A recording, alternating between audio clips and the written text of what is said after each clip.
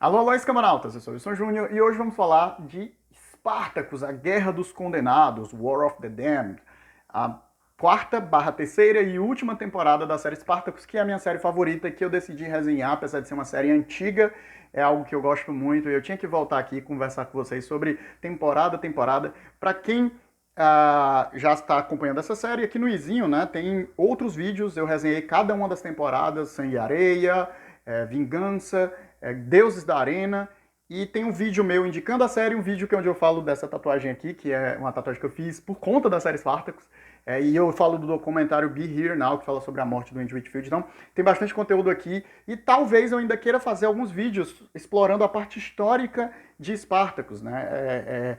Que a série acaba explorando, mas tem muitos olhares diferentes, e eu acabei, quando fiz as críticas, me focando muito mais na série do que necessariamente falando dos elementos históricos.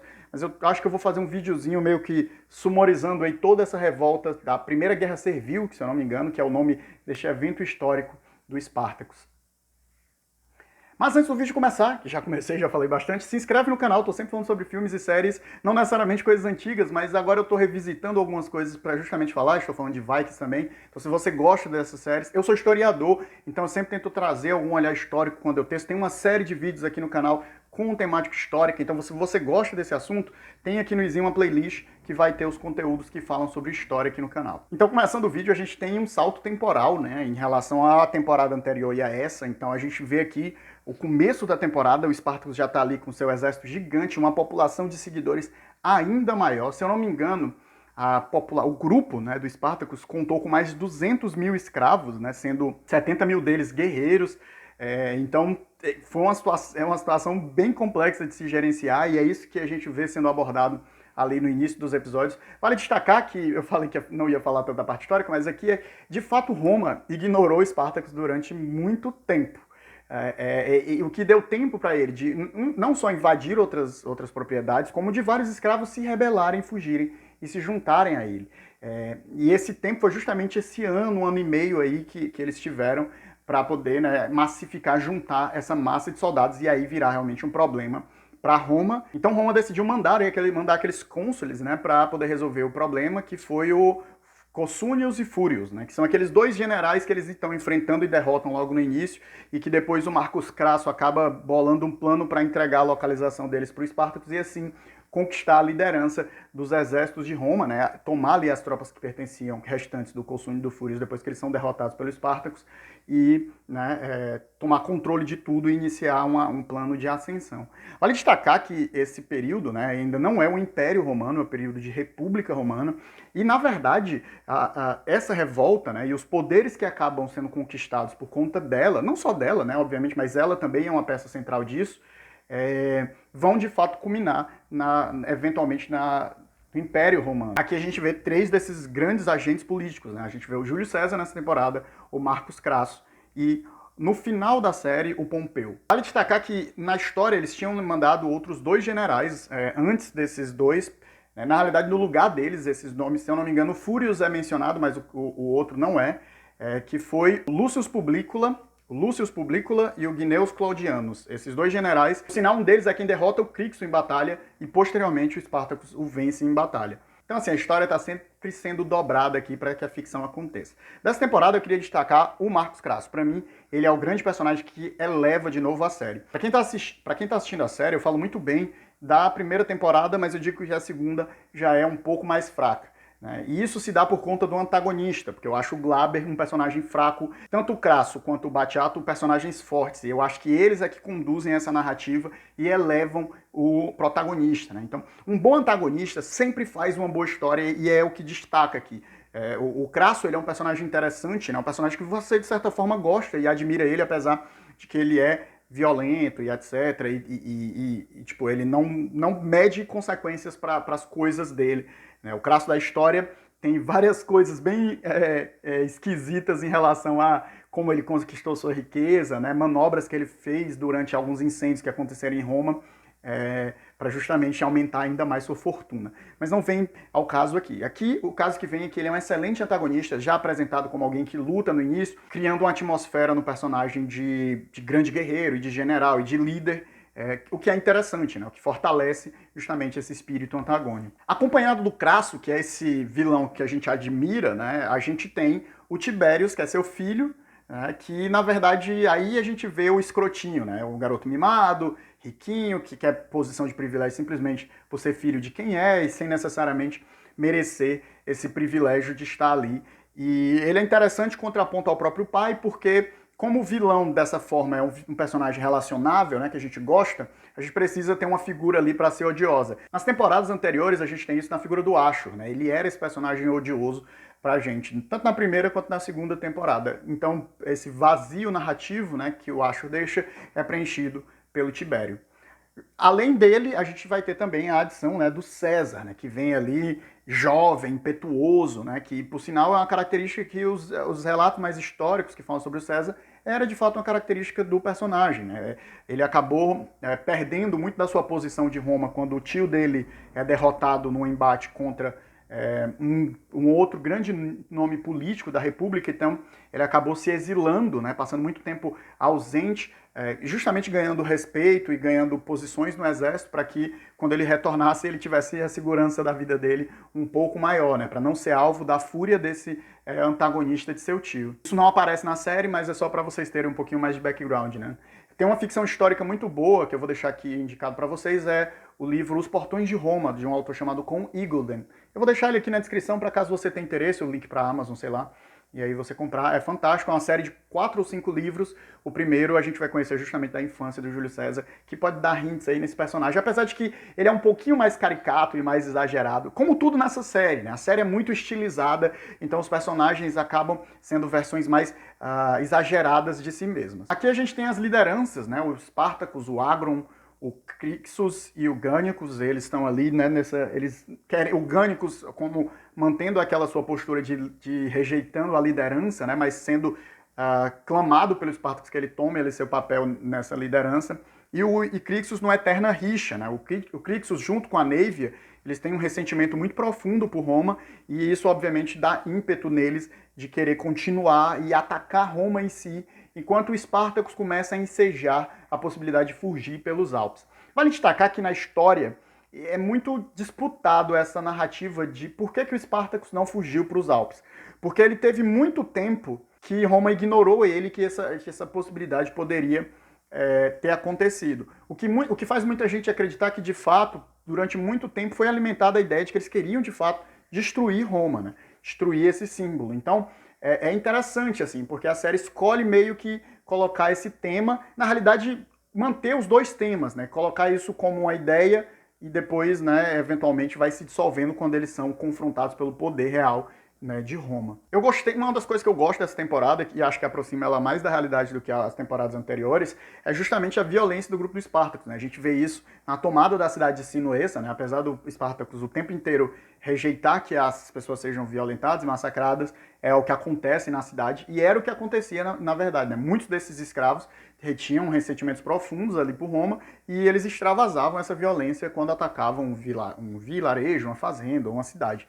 Então, é legal ver isso ser retratado na série, apesar de que eles conseguem ainda de alguma forma manter uma atmosfera nobre em relação à causa deles, né? Então, a gente, por mais que veja essa violência e não concorde com ela, a gente tem como se relacionar com o escravo que se rebela contra o mestre, né? Então, esse é um conflito que a série consegue trabalhar muito bem na gente como ser humano, né? Ao mesmo tempo a gente compreende o Crixus, por exemplo, e sua violência e seu ódio contra Roma, mas a gente também entende o Spartacus e sua moralidade mais forte, etc. E essa coisa de não querer se tornar o inimigo, né? Então eu acho que essa disputa moral, que é muito tema da temporada, né, da liderança dos dois, e que vai culminar na separação dos dois, que para mim é o momento mais bonito da temporada, ela é um tema muito bem trabalhado durante essa temporada da série. Após a tomada da cidade de Sinuessa, a gente vai ver justamente a coisa que é mais legal dessa temporada, que é o xadrez entre o Spartacus e o Crasso, né? O Crasso tá sempre um passo à frente parece estar sempre um passo à frente do Spartacus, e vai ali, consegue infiltrar o César, o que cria todo um elemento de tensão nos episódios que ele tá por ali, até o momento que eles conseguem retomar a cidade e a traição ali dos sicilianos. Por sinal, isso é um fato histórico, né? O que, na realidade, assim, quando se trata de antiguidade, muita antiguidade, não tem como se estipular, mas acredita-se que de fato o Espartaco estava tinha contratado navios sicilianos para viajar para uma outra região, libertar os escravos dessa região e trazer reforços para lutar contra Roma, né? Então, essa ideia existia, esse plano, pelo menos é registrado ali pelos historiadores romanos da época. Então, eu gosto como a série pincela esses momentos da história para fazer isso. O plano, obviamente, falha, né? Os sicilianos traem os espartacos e eles acabam ficando ali naquele trecho ali congelado, né? Durante o inverno, onde muitos acabam perecendo e eles usam os corpos para fazer uma ponte e finalmente escapar. Mas é interessante como durante todo esse momento, né, o Crasso ele vai sempre fazendo uma jogada antes do Espartacus. Nesses momentos dessas guerras, né, desses principais conflitos com as legiões, que de fato a figura que é muito nebulosa do Espartacus, ela se revela. Porque o que aparentemente se sabe é que ele provavelmente foi um soldado romano em algum momento. Como a série mostra, né? A série escolhe mostrar esse caminho dele como alguém recrutado por Roma, um Trácio recrutado por Roma. E isso se sabe justamente por ele conhecer as táticas de combate das legiões romanas. E por causa daquela arrogância, né, de que ele era só mais um escravo, né, que ele foi tratado dessa forma durante muito tempo, e que o grupo dele eram só de escravos, que dava vantagem a eles, porque os romanos não esperavam que ele fizesse certas manobras. E não só isso, né, muitas das manobras romanas contavam com elemento surpresa, né, de você pegar o inimigo desprevenido. Se o inimigo conhece muito bem as suas táticas, quando você utilizar contra ele, ele vai saber adiantar esses movimentos. E era isso que acontecia, e por isso o Espartacus ganhou tantas batalhas das legiões romanas. Vale destacar que, tipo assim, a legião romana era a maior força militar do mundo na época, né? Ela derrotou exércitos no mundo inteiro, né? O Império Romano durou 800 anos. Se você contar o Sacro Império Romano, que só cai 1000 anos depois que o Império Romano do Ocidente, são quase mais de 2000 anos, acho que 2000 anos de império. Então não é uma força a ser ignorada, né? E nesse momento, na Antiguidade Clássica ainda, né, antes de Cristo, como Espartacus era uma força que era virtualmente imbatível. Obviamente, Roma tinha alguns antagonistas, e a maioria desses antagonistas de Roma se destacavam justamente por conseguirem combater Roma na estratégia, né? A gente tem Aníbal Barca, a gente tem o próprio Mitradates, né, o general grego. Então, a maioria desses antagonistas eram antagonistas que conseguiam combater em Roma em nível estratégico, que os principais generais romanos eram educados, né, os cônsules, os políticos, os pretores, eles eram crianças educadas em estratégias militares, né, eles eram treinados avaliando batalhas anteriores e como a movimentação dessas batalhas foi importante ou não para derrotar a tecnologia, a técnica. Então, é muito legal, é muito assim, absurdo a gente pensar que um exército de escravos, né, apesar de que você tinha ali um conjunto de gladiadores que eram soldados muito hábeis, guerreiros muito hábeis, mas que eles conseguiram treinar essas pessoas, esses escravos fugidos, para se tornarem soldados e fazer frente a legiões romanas, né? Eu acho isso fantástico, é uma das coisas que mais me encanta dessa narrativa. Essa primeira metade da temporada vai mostrando as vitórias do Crasso sobre Espartacus, né, até o momento que eles escapam finalmente do Crasso e vão ali para dentro, começam a fazer alguns saques, e é o momento da separação, né? O momento que o Crixus e o Spartacus se separam, né? O Crixus vai na sua missão de destruir Roma completamente, enquanto o Spartacus quer levar o resto do grupo para os Alpes. Isso enfraquece, obviamente, as forças romanas. A força do Crixus é derrotada em batalha, não pelo Crasso e nem pelo filho dele, né? Por outro general, como eu citei anteriormente, que depois é derrotado pelo Spartacus em um outro momento. E esse é um episódio que eu acho maravilhoso, um episódio que toda vida que eu reassisto me emociona, né? O laço entre esses dois personagens que foi construído, amigos e inimigos, né, durante muito tempo, e nesse momento de separação, nesse momento, apesar das ideias, apesar do antagonismo que existe entre os dois, eles se reconhecem como pares, né? Especialmente o Crixus reconhece o Spartacus e eles se separam como amigos, né? Então eu acho um momento simplesmente fantástico da série, assim, e muito bem construído, até, né, a eventual derrocada do Crixus, o Crixus sendo morto, né, e a Naevia retornando com a cabeça dele. A gente tem um momento do episódio que eu acho que é um episódio muito legal, que é o episódio que eles fazem a batalha com os soldados romanos, né, eles fazem ali a arena para a plateia deles. Essa temporada ela resgata um pouco a intriga palaciana, mas muito pequenininho quando ele mostra a relação do Crasso com aquela sua escrava e o filho do Crasso com o César, né? Toda essa ainda carrega alguns elementos da intriga palaciana, mas ele fica bem menor. Mas eu acho que eles trazem o suficiente para ter um plot interessante dentro do núcleo do Crasso, que não seja só a batalha, né? O Crasso acaba tendo seu próprio plot ali da relação com o filho, de tentar educar o filho, da disputa de poder entre o filho e César, dele com a escrava que ele tinha um relacionamento e etc.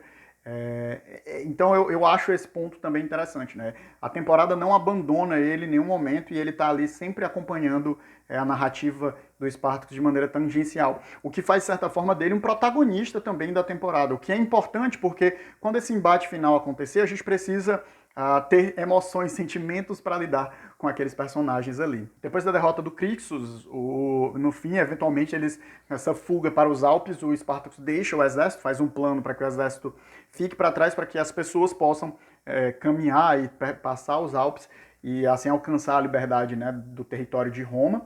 E ali a gente tem a batalha final, né? A batalha é muito bem construída, eu gosto dessa cena, é uma ótima cena de batalha, apesar dos recursos muito limitados que eles têm, né? E eu acho que eles conseguem criar uma tensão muito boa, apesar de que o sentimento, né, a probabilidade, o que a gente sabe da própria história, é de uma inevitável derrota do Spartacus. E isso é muito legal porque a luta inteira, a condução da cena inteira, ela dá uma sensação de que eles vão vencer e no fim das contas eles são derrotados, né?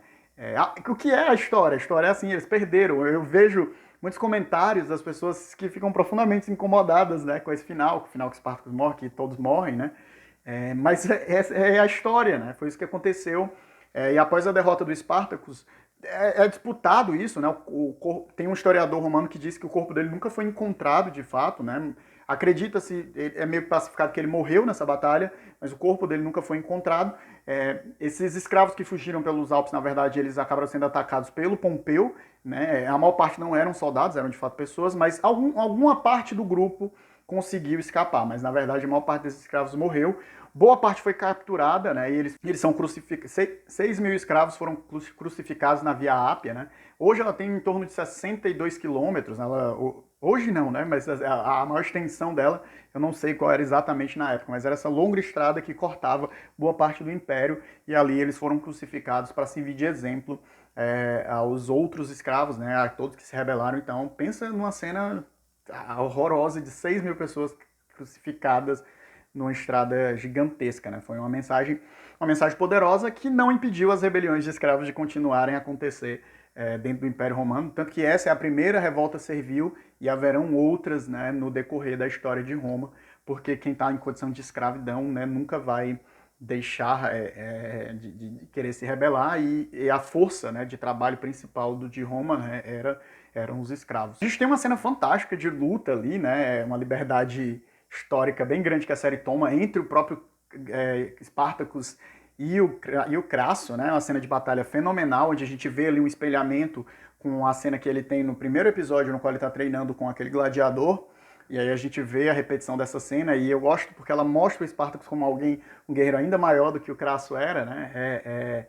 E a gente vê esses dois personagens se encontrar, interessante, existe um certo respeito entre os dois, eles se encontram antes da batalha e conversam, né, até que eventualmente se encontram de novo no final e lutam, e o Spartacus acaba perdendo, mas porque chega a galera e ataca ele pelas costas, né, o Crasso não tinha como ter derrotado ele ali no 1-1.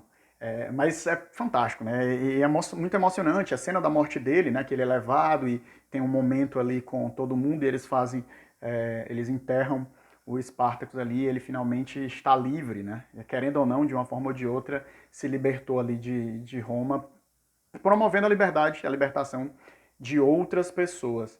Eu acho que alguns personagens, né, tem arcos muito tristes, especialmente essa temporada. O Gânicos, né, é um personagem que eu sinto muito pesar por ele termina crucificado na Via Ápia, e ele era alguém que, durante todo o tempo, ele relutou a esse papel de liderança, né, ele não queria ser um líder, ele não queria fazer parte daquilo, mas ele não conseguia ir contra, né, era algo que chamava ele, eram valores que ele tinha e mesmo rejeitando, mesmo não querendo, ele foi. Mas é muito triste você ver ele no final crucificado, né? No fim das contas, é uma tragédia, né? A história do Spartacus é uma grande tragédia, mas ao mesmo tempo, ela é uma tragédia que mostra um exemplo muito poderoso, né? Da luta contra a opressão, que é algo que permanece, né? A nossa sociedade ainda é uma sociedade extremamente desigual, né? Não com a escravidão, mas com muitas pessoas que vivem em situações similares à escravidão, né? Acho que hoje a gente tem um Estado democrático de direito que mais serve para nos algemar, né, e a nos submeter e dar um falso senso de justiça e mobilidade social e equilíbrio, quando na realidade a gente vê o tempo inteiro que a desigualdade social só aumenta, as pessoas mais ricas são absurdamente mais ricas do que as pessoas mais pobres. Isso é cruel, né? Mas querendo ou não, é um símbolo que permaneceu na sociedade durante muito tempo, um símbolo de liberdade, de justiça e de luta contra a opressão dos povos, né? A opressão das pessoas. Então, é uma tragédia, mas é uma tragédia que deixa um símbolo poderoso, que a gente se agarra até hoje, e é uma das narrativas que eu adoro. Eu tenho meus planos de fazer a minha própria história do Spartacus, né? Quando eventualmente eu tiver isso mais organizado, eu falo aqui no canal. Eu estou planejando esse romance. É uma versão bem própria e bem livre como historiador que eu vou fazer, mas é uma história que me encanta muito e eu, como escritor, não tenho como não deixar de visitá-la de alguma forma. E, obviamente, né, a gente tem um tema da escravidão e de rebelião de escravos, né, num país, por exemplo, que faz pouco mais de 130 anos que libertou escravos de novo. A gente são contextos de escravidão muito diferentes, né, a escravidão do mundo antigo para escravidão do negro do fim dos últimos 5 séculos, né, são situações diferentes de escravidão, mas que ambas têm o mesmo símbolo, né, da opressão, do domínio dos corpos. Então é um tema fantástico, é uma série fantástica. Para mim, foi muito triste que ela acabasse apenas com 3 temporadas em um spin-off. Eu queria muito mais, poderia ter tido um pouco mais, mas o fato deles acabarem a série rápido, né, ela não se esticar tanto, faz com que ela seja muito redonda. Eu acho essa última temporada tão boa quanto a primeira temporada, que para mim é perfeita, é uma temporada de série perfeita. Essa, tirando pouquinhas coisas, que ela não é melhor do que a primeira, mas elas são quase equivalentes, assim. O Crasso joga essa temporada lá pra cima como um antagonista espetacular, e a finalização desses arcos e desses laços, né, de cada um daqueles personagens é maravilhoso de se assistir, assim. Então, se você curtiu tanto quanto eu, deixa aqui nos comentários o que é que você achou dessa última temporada. Acho que o vídeo ficou um pouco extenso, mas é porque eu realmente sou muito apaixonado por essa série e eu tenho que falar dela dessa forma. Vou ver se eu faço um comentário mais histórico sobre a série. Vocês deixam aqui nos comentários o que é que vocês acham disso. A gente se vê numa próxima. E tchau.